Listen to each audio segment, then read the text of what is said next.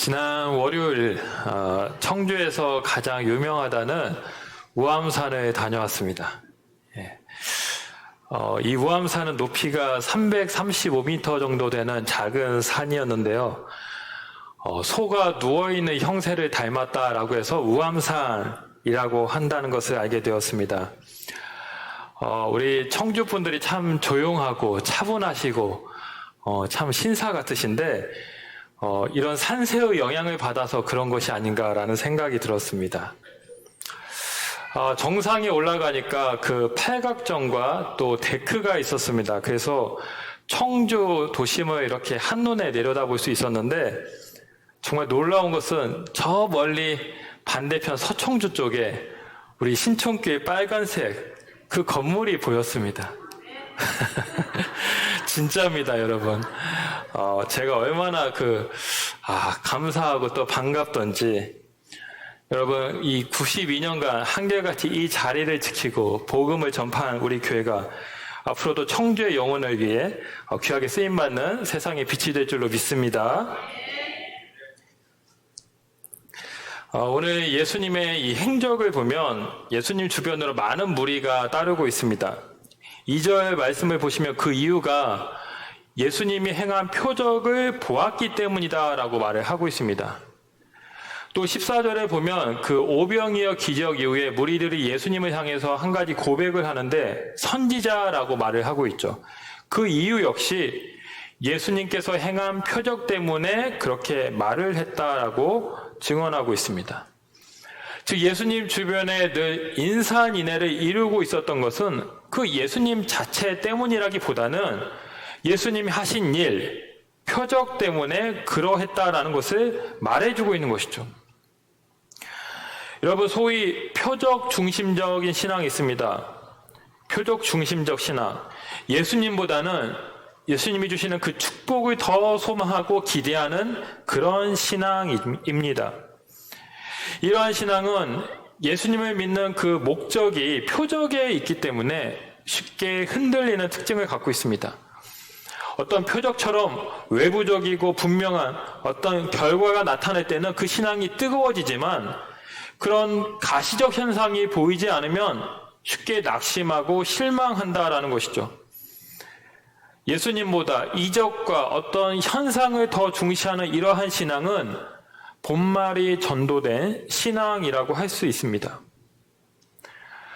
자, 물론 표적이 필요 없는 것은 결코 아닐 것입니다. 이 표적은 예수님이 하나님께서 보내신 바로 그 특별한 분이라는 것을 증명하는 중요한 요소이죠.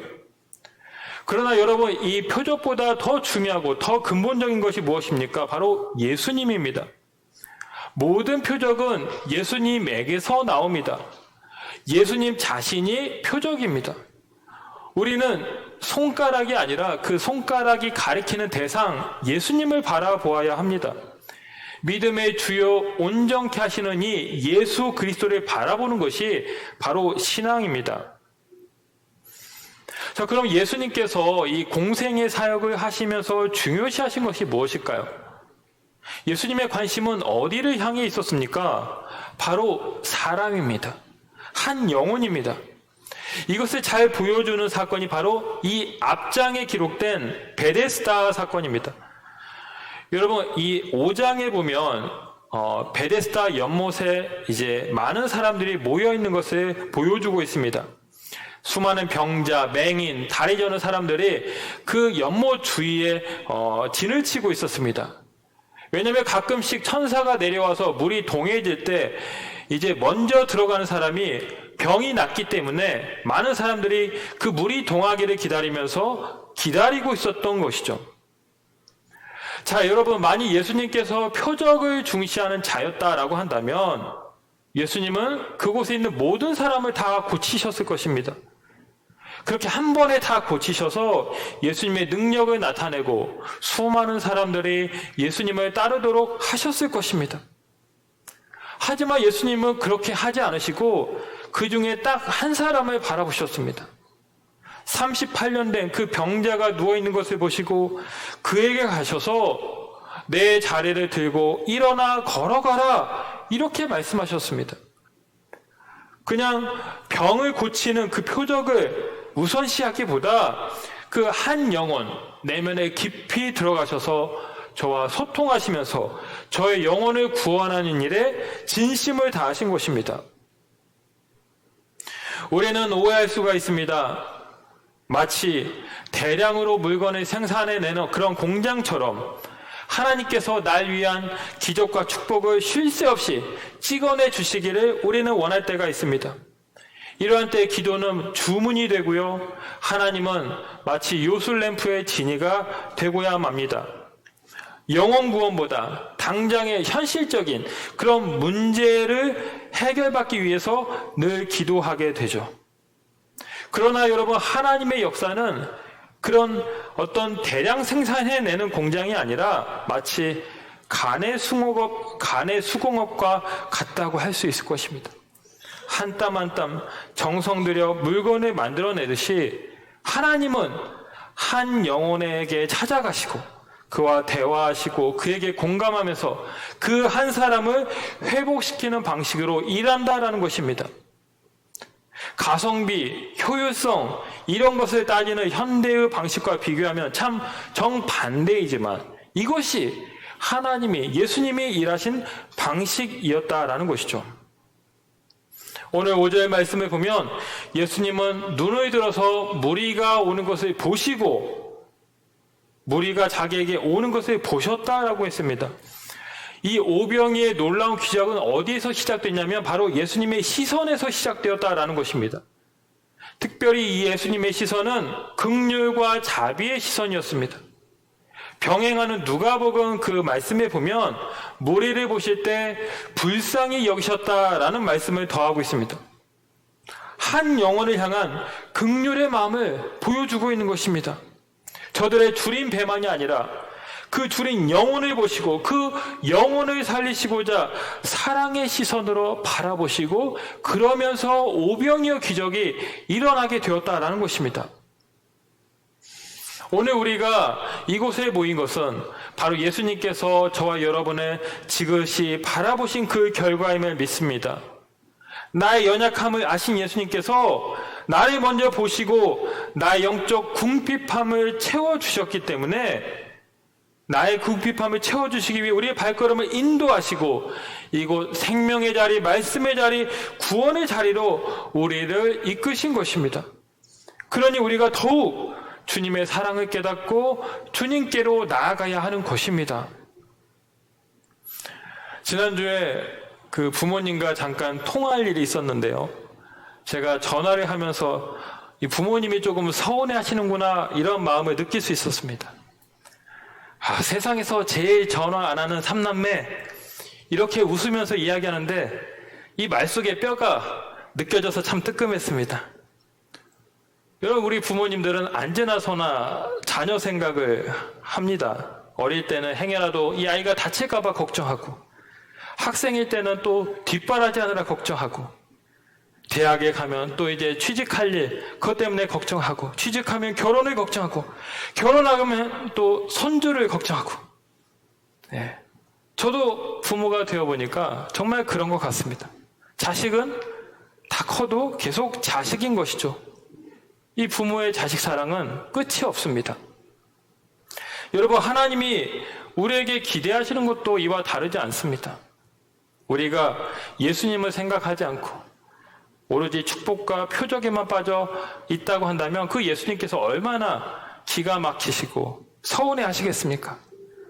하나님은 지금도 우리를 눈동자처럼 바라보고 계십니다.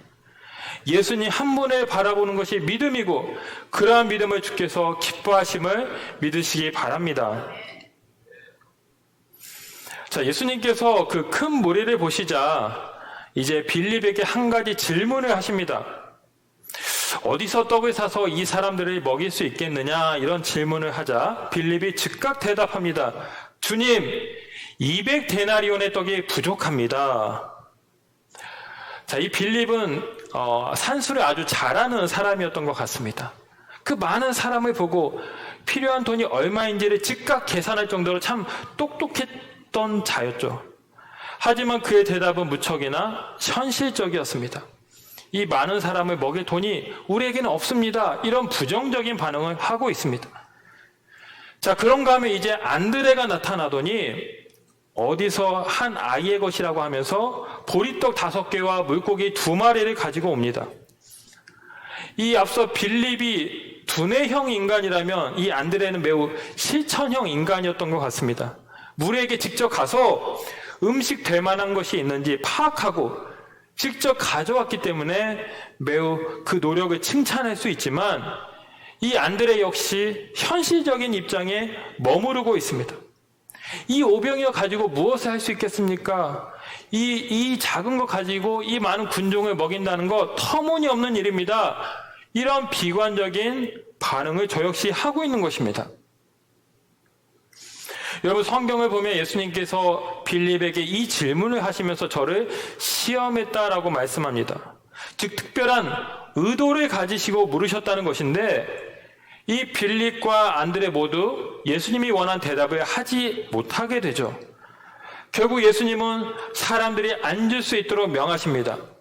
제자들이 직접 보고 배울 수 있도록 예수님이 그 문제에 대한 답을 주시기로 하는데 우리 11절 말씀을 같이 한번 읽어보시겠습니다. 오늘 11절 말씀 같이 읽겠습니다.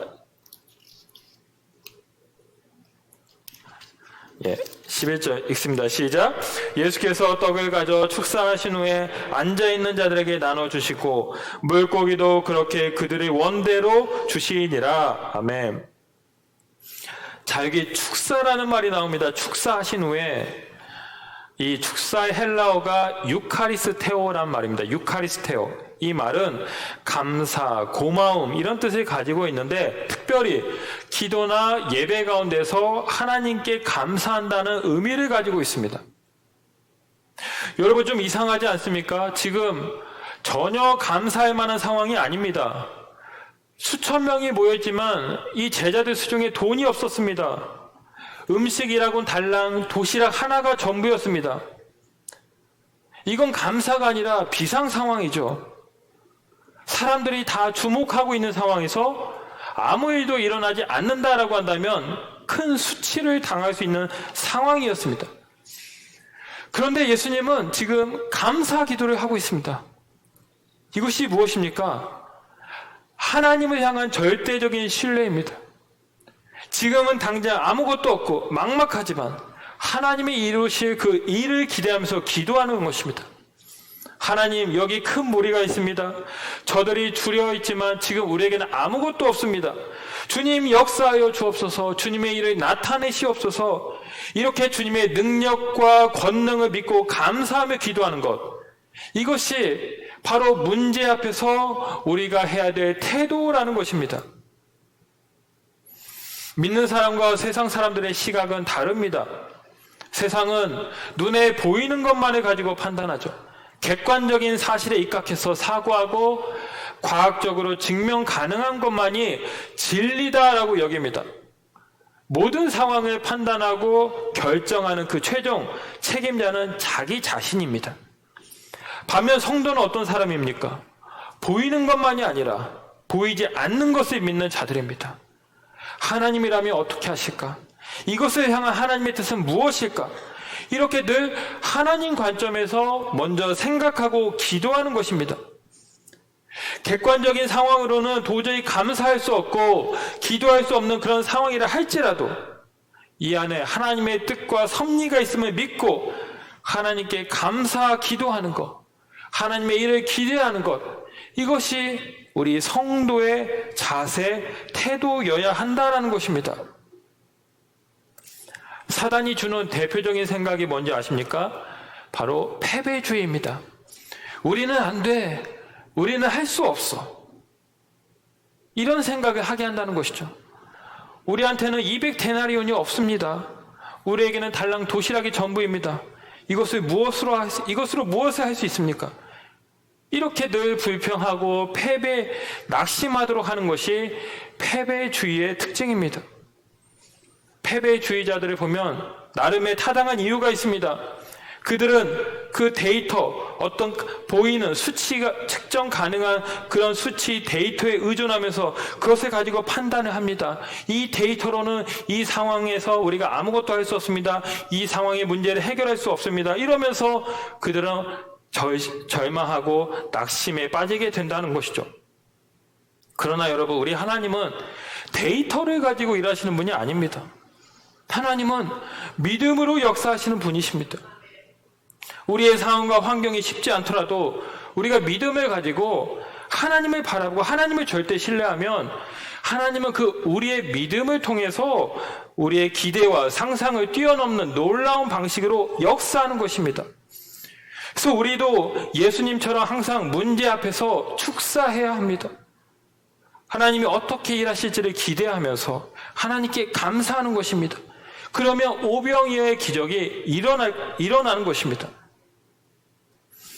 지난 취임식 때 이곳 3층과 4층에 가득 찼습니다. 그때는 많은 손님들, 외부 손님들로 이곳이 가득 찼지만 앞으로는 우리 성도님들로 이곳이 가득 찰 줄로 믿습니다. 여러분, 패배주의에 빠지지 마십시오. 우리는 안 돼. 우리는 이게 한계야. 이것은 사단의 생각입니다. 우리가 이 빈자리를 볼 때마다 축사를 하면 됩니다. 하나님, 이곳을 채워주십시오. 하나님께서 채우도록 넘치도록 남게 하여 주실 줄로 믿습니다. 이렇게 믿음으로 기도하면 하나님이 반드시 그렇게 역사하여 주실 줄 믿습니다. 자, 오병이어 기적 이후에 무리들이 예수님께 중요한 고백을 합니다. 14절 말씀을 보면 이는 참으로 세상에 오실 그 선지자라. 자, 여기 그 선지자라는 표현은 신명기 18장 15절에 나오는 호칭입니다. 하나님께서 모세를 통해서 장차 그 선지자를 보내주실 것이다 라는 예언을 하셨는데, 지금 이 이스라엘 백성들이 그 구약의 말씀을 떠올리면서 그 고백을 하고 있는 것입니다. 예수님이야말로 지금 모세를 통해 약속된 그 선지자, 그 메시아라는 것을 이스라엘 백성들이 말한 것이죠. 자, 예수님을 바로 그 선지자, 메시아로 본 것은 참 잘한 일이지만, 그러나 이들의 문제는 무엇입니까? 이들의 메시아관입니다. 이들은 메시아를 세상적인 개념으로 이해하고 있었다라는 것이죠. 즉, 장차 지금 로마의 지배를 받고 있는 그 이스라엘을 정치적으로 해방시켜줄 메시아, 또 예전에 그 부국 강성했던 다윗 왕국의 시대를 재현해줄 메시아를 기다리고 있었습니다. 자신들의 그 배고픔, 욕망과 물질의 많은 문제를 해결해줄 그 메시아를 기다리고 있었습니다. 그렇게 예수님을 바라보고 있었기 때문에 그렇게 예수님을 자신들의 임금으로 추대하라는 것을 알고 예수님이 그들의 손길을 뿌리치고 홀로 산으로 떠나신 것입니다. 여러분, 예수님에게 이런 세상의 임금 같은 면이 전혀 없는 것은 물론 아닙니다. 예수님은 우리의 필요를 아시고 채워주시는 참 좋으신 분이시죠. 그러나 이런 육적인 채움과 돌봄만이 예수님께서 하시는 일은 결코 아니라는 것입니다. 오히려 이것은 지엽적이고 부수적인 일이고, 진짜 예수님이 하시는 일은 따로 있습니다. 예수님이 우리를 위해 지금도 전력을 다해 하시고 있는 일이 무엇입니까? 바로 영혼 구원입니다. 주님은 우리의 구원을 위해서 지금도 하나님 보좌 우편에서 우리를 위해서 중보하시고 있습니다. 죽을 수밖에 없는 우리 죄를 구원하시기 위해서 이 땅에 오시고 십자가에 달려 죽으셨습니다. 부활 승천하신 후에는 성령을 보내셔서 지금도 우리와 함께 하시고 보혜사 성령으로 우리의 삶을 인도하시고 있죠. 주님이 이 땅에 오신 이유, 이 땅에 오셔서 하신 사역, 지금도 우리를 위해 하시는 일, 이 모두가 다 영혼 구원에 있다라는 것입니다.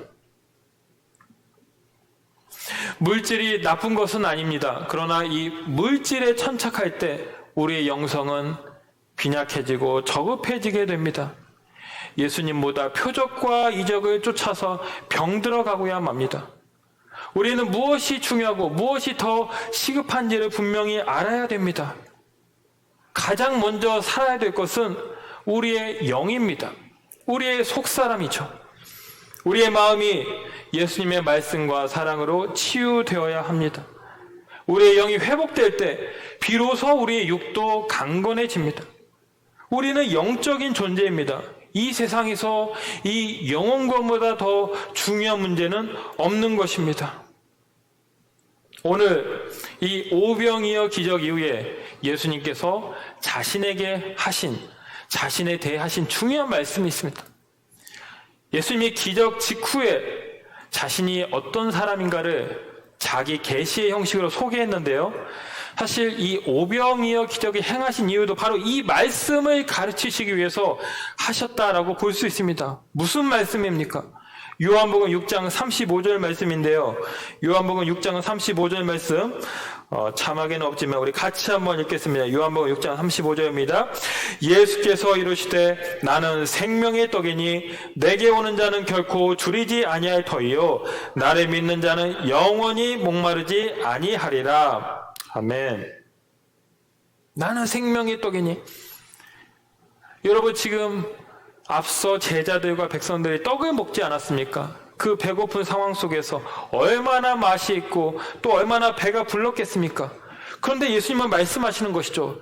그 떡은 다시 너희를 줄이게 할 것이다.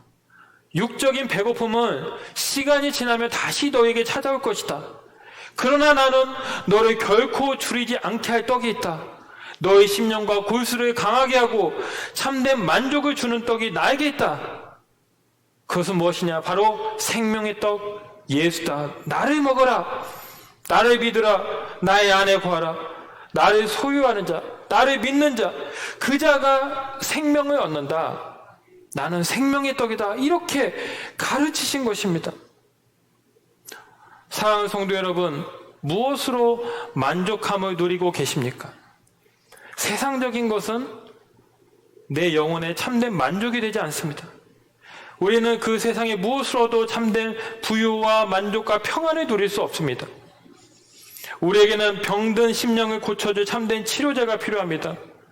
우리 영혼을 살찌우게 할 참된 양식이 필요합니다. 내 갈급한 심령을 해결하고 목마르지 않게 할 참된 생수가 필요합니다. 누가 이것을 할 수 있습니까? 예수님이십니다. 생명의 떡으로 오신 예수. 그 예수를 먹고 그 예수를 마실 때 우리에게 진정한 생명이 주어지고 우리의 영혼이 강건해지는 것입니다. 오늘 말씀 후에 우리는 성만찬을 거행하게 됩니다. 이 성만찬은 예수님의 살과 피를 상징하는 그 떡과 포도주를 먹음으로써 예수님이 나의 생명의 떡이심을 고백하는 것입니다. 예수님이 단지 세상의 임금만이 아니라 온 열방의 임금 되시고 내 영혼의 구주 되심을 고백하는 거룩한 예식인 것입니다. 예수님을 내 생명의 떡으로 고백할 때 예수님의 생명이 우리의 삶을 더욱 살아있게 하고 풍성하게 하고 윤택하게 하는 것입니다. 예수님의 성탄을 앞둔 마지막 대림절입니다. 주님이 한 영혼에 집중하시고 모든 무리들을 바라보셨듯이 우리도 예수님을 바라보고 예수님을 따를 수 있는 자가 되길 원합니다. 인생의 커다란 문제 앞에서 이리저리 판단하고 낙심하면서 살아가는 것이 아니라 먼저 축사하고 기도하여서 하나님의 능력을 경험하고 하나님께 영광을 올려드리길 원합니다. 그리하여서 이 생명의 떡이신 그 예수님으로 말미암아 온전한 참된 생명을 누리며 살아가는 여러분들 다 되시기를 주님의 이름으로 축원합니다. 기도하겠습니다. 사랑과 은혜가 충만하신 아버지 하나님, 오늘도 우리의 심령 가운데 우리의 굶주림과 연약함을 아셔서 우리에게 참된 생명을 주시고 생명의 떡으로 우리 가운데 오셔서 참으로 감사를 드립니다. 아버지 하나님, 오직 예수님 한 분이 내 안에 들어와 계실 때 우리는 그 예수님으로 말미암아 육적인 배고픔은 물론이거니와 내 영적인 주림과 영적인 갈급함이 해가람을 잊고 참된 만족을 누리고 온전한 생명을 누리며 살게 될 줄로 믿습니다. 아버지 하나님, 생명의 떡 예수 그리스도를 날마다 바라보며 그 주님을 내 삶 가운데 모시고 주님과 동행하며 살아가는 우리 모두가 되게 하여 주시옵소서. 감사드리며 예수님의 이름으로 기도하옵나이다. 아멘.